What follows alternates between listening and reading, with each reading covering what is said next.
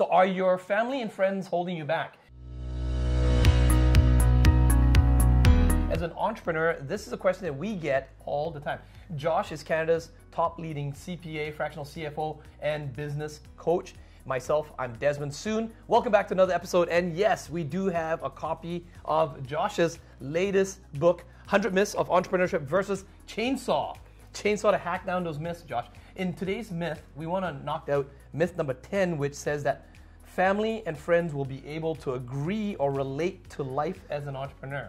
If only life were that simple. If only we could do exactly what mom and dad said, right, and build $1 million business, become one of the 1 in 5,000 people who do that, right? Right. Unfortunately, it's not, right? Unfortunately, I use the dentist example all the time. Right. Your friends and family can care about you, love you as much as possible.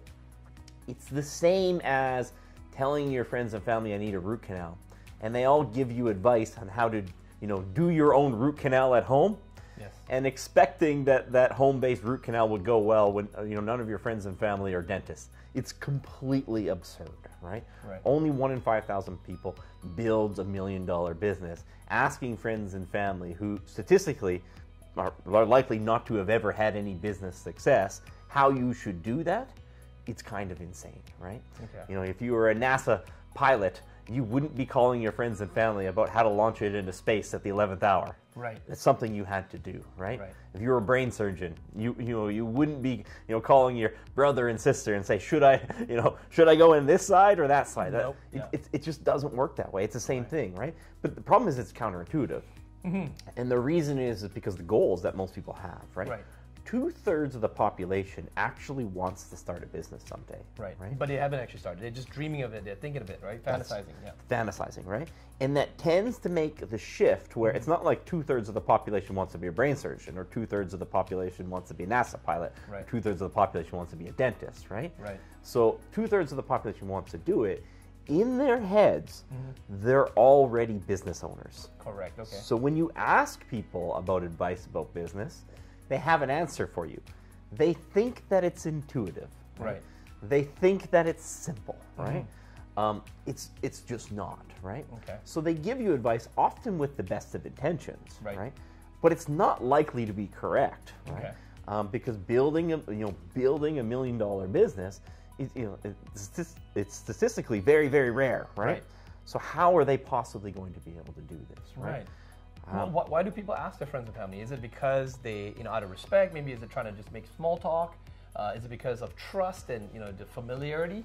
All of the above. Right. They're venturing into the unknown, right? And often when you ventured into the unknown in areas of your life, maybe you're getting married, having kids, right, going on a trip, choosing a university, right? Yes. You often asked your friends and family, people that you trust around you and stuff, right, about this, right? And so it's very natural to do, and just wanting that acceptance, correct, right? Wanting that consensus, that right? assurance. Okay, yep, we believe in you. Go for it. Do it. Yep, this is a good idea. They can't give you assurance, right? I mean, they want to, right? But if you leave it to chance, if you do it based on consensus, you're playing a lottery game. Correct. You're playing a 1 in 5,000 shot, right? Yeah. You have to do it on proven principles, right? And those proven principles often feel unnatural. They often feel difficult. Yep. They often feel harsh, right? It's not unusual where often, if I have a meeting with a client and they're facing a difficult decision, right? The kiss of death, the nails on the chalkboard that I hear are, I talked it over with my friends and family and I'm going to do X. Yeah. As soon as I hear that, I know almost all the time they're about to jump off a cliff. Right. Right? In their hearts, they start to know what's the right business decision, right? But they're choosing the popular decision. But remember, the popular, your friends and family are more likely to agree with a consensus. If you took a poll of 100 people, they would say do this, right? Right. The problem is, 4,999 people out of 5,000 fail at business, right? Right. So the popular opinion is going to push you down the wrong road, right? It's to actually do the not popular decision, right? The not popular decision. And where do you find out, instead of going to friends and family, who would you then recommend going to? What you have to do is, you need to listen to business owners that have done this, Right. okay?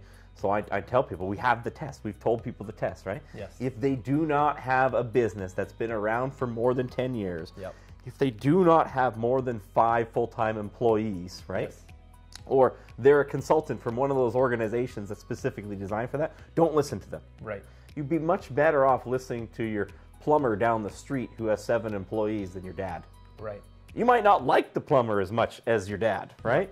But he's more likely to be right when it comes about something about business, right? Yes. People who build successful businesses tend to deploy strategies that transcend industries, right? Yep. It's not as industry specific. It's not based on idea. It's the execution of proven principles that have been done over and over again, right? Yep. You get a business that's a unique idea, right? You're doing something slightly unique in an industry, right? Mm-hmm. Maybe it's a little bit unique. Maybe it's, you're completely revolutionizing something. Yep. But it's essentially based on, 1 or 2 unique ideas, right? Yes. If you try to be unique in every area of your business, when it comes to marketing, Right. when it comes to recruiting, Yes. when it comes to cash flow management, when Yes. it comes to financing, right? You're going to fail. The chances that each one of those unique ideas will stick, you're just... Yeah, it's better not to recreate the wheel. It's better just to follow proven processes, right? Proven processes are going to bring your key unique idea to Yes. life. That's how it's going to work. Well, Josh, in here, I know that you also talked about 63% of people want to start a business. We just talked about that, and that's the imagination in their head here. And you also have a quote from Gary Vaynerchuk, which I'm just going to quickly read here for you. Have the conversation with the person that's holding you back, right? So holding you back, it as many times as a family member. The reason most people who are listening right now are not doing that thing is that they are worried about the opinion of somebody, usually their mother, usually their father, their brother, right? Usually the reality is that your spouse may be the person holding you back, and you have to have that conversation. We have to get to the place where you are doing you, because the number one thing that scares the fuck out of me is regret, and you're gonna sit here at 72 and you're gonna say, I wish, Gary Vaynerchuk. Yes, so many entrepreneurs come to us all the time and they always say, oh man, Josh, Desmond, I wanna do this, I wanna grow this, but you know what, my dad or my mom or my spouse is not supportive of me.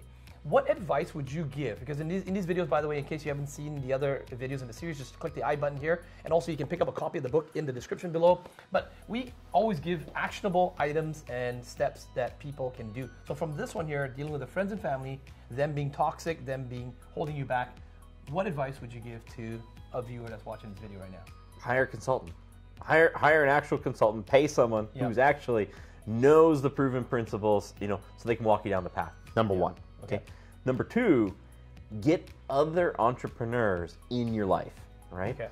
Because the things that you're going to need to do feel unnatural, right? Right. They're very, very difficult to talk yourself into doing. Yeah. Never mind, when other people are giving you external influence telling you not to do it, right? Right. But if you start hanging around other entrepreneurs, you'll find out that how they marketed their business in their industry will work in your industry. Okay. How they manage the cash flow in their industry will work in your industry. How they hire, right? How they hire would also work in your industry. There's so many commonalities that transcend industries.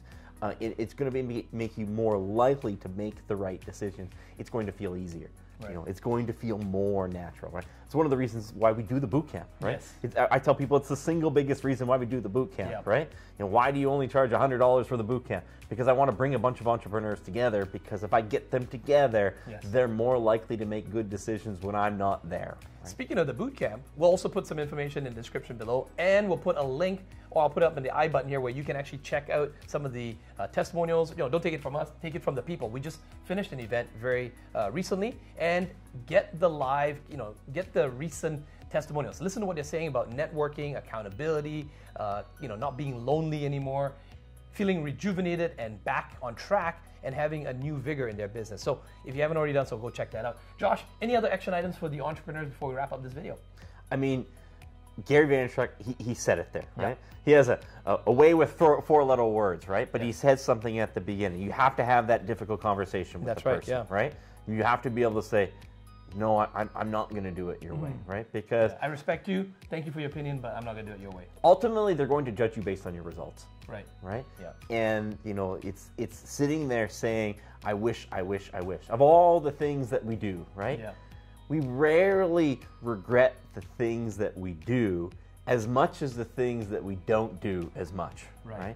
Usually your friends and family are going to steer you towards the comfortable, the norm, close to what you're already doing. And it's because they care about you and they're worried for you, and so, you know, their concern is valid, but, you know, they're not an entrepreneur and they probably are not thinking from your point of view. It's natural human nature. Yes. You know, we have a 3 million year old brain that, you know, talks us out of taking risks, right?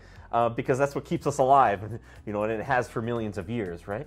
But you have to actually, like the firefighter runs into the burning building, do unnatural things to survive as an entrepreneur. And if you're hanging around those entrepreneurs, if you're willing to have those difficult conversations, you know, now you can actually start achieving those, you know, statistically difficult results, right? We can't do the same thing that everyone else is doing and expect a different result.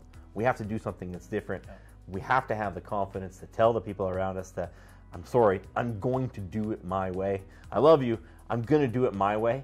And we have to bring the other people into our lives who are actually, you know, walking this walk. Right. I'm going to end off with this. You know, at one point in my life when I was a little bit of a mess in business, my wife gave me some few words here that made so much sense. She just said to me, Desmond, stop talking, go make results. And when I actually did do that, you know, she started to believe in what I was doing and became supportive. So if I were you, if you haven't produced any results, I would go out there and start producing some results and stop listening to the opinion of your friends and family. Stop letting them hold you back. And with that, we'll see you in the next video.